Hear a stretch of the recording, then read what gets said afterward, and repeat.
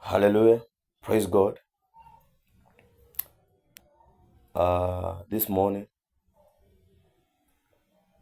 I want to share with you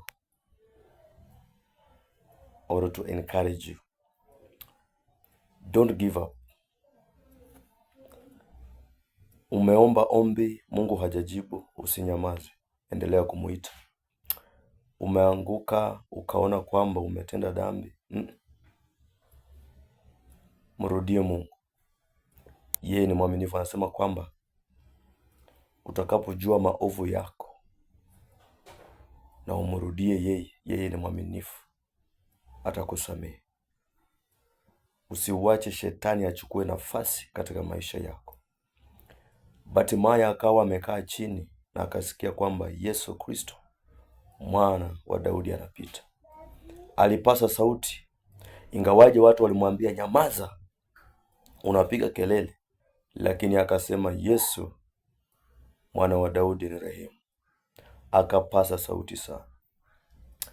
Kuna mahali umeenda kuabudu, kuna mahali kanisa umeingia, wakakukwaza, wakakupa vitina mingi sana katika maisha yako, wakakukwaza moyo wako, kaona ukae nyumbani. Sikia habari hii, Mungu anakupenda sana.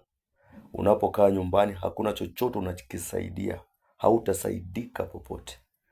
I'm telling you the truth. Fanya hatua, mrudie Mungu. Rudi kanisani, useme Bwana ni wewe na abudu, sio maneno ya wanadamu. Ijapokuwa watasema mangapi, bali nitakuita. Ijapokuwa watanyamazisha sauti yangu, mimi nitakuita. Bartimayo alimuita Yesu hadi Yesu akasema basi mleteni. Na shida ya Bartimayo ikatatuliwa.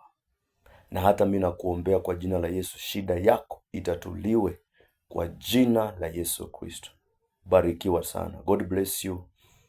God bless you. God bless you. Don't give up. Mungu ako na mpango mzuri kwa ajili ya maisha yako. Leo umelala njaa, hauna pesa, hauna kazi, usife moyo. Mungu anashughulikia maisha yako.